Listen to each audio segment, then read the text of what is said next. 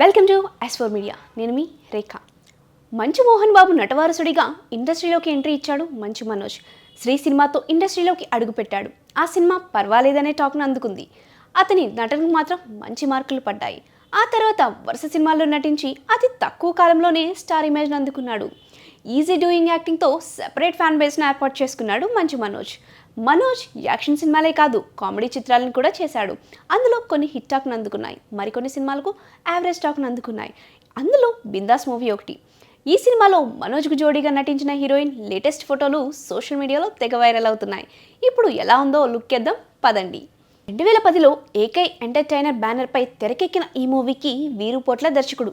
వర్షం, నువ్వు వస్తానంటే నేనొద్దంటానా చిత్రాలకు స్టోరీ అందించిన వీరుకి దర్శకుడిగా ఇది తొలి సినిమా. కామెడీ యాక్షన్గా తెరకెక్కిన ఈ మూవీ బ్లాక్ బాస్టర్ హిట్ అందుకుంది.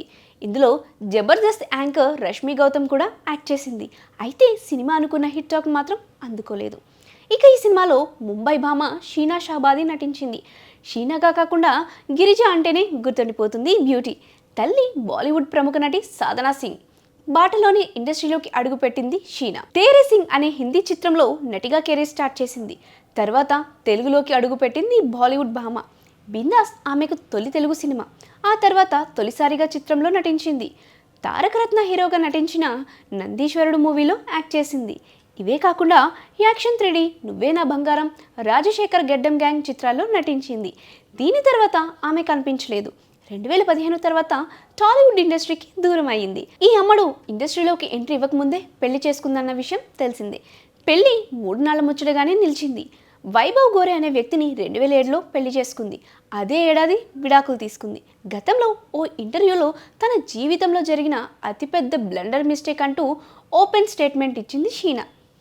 అక్కడితో ఆగిపోకుండా ఆ తర్వాత సినీ కెరీర్ని స్టార్ట్ చేసింది. తెలుగులో కనిపించినప్పటికీ హిందీలో టీవీ సిరీస్ చేసింది బ్యూటీ. ఈ బ్యూటీ పలు చిత్రాల్లో మెరిసింది. కన్నడలో యష్ హీరోగా వచ్చిన రాజధానిలో నటించింది. ఇది తెలుగులో రాజధాని రౌడీగా డబ్ అయింది. ప్రస్తుతం సోషల్ మీడియాలో యాక్టివ్గా వ్యవహరిస్తూ తన ఫోటోలతో కుర్రకారుని నిద్ర లేకుండా చేస్తుంది.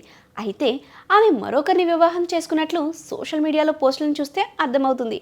ప్రస్తుతం ఫ్యామిలీని లీడ్ చేస్తూ సోషల్ మీడియాలో లేటెస్ట్ ఫోటోలను షేర్ చేస్తూ ఉంటుంది. ఆ ఫోటోలు బాగా వైరల్ అవుతూ ఉంటాయి. ఏది ఏమైనా ఆమె ఇప్పటికీ అదే ఫిజిక్స్ని మెయింటైన్ చేయడం విశేషం. ఆమె లేటెస్ట్ ఫోటోలు ఎంత బాగున్నాయో ఒక లుక్ వేసుకోండి.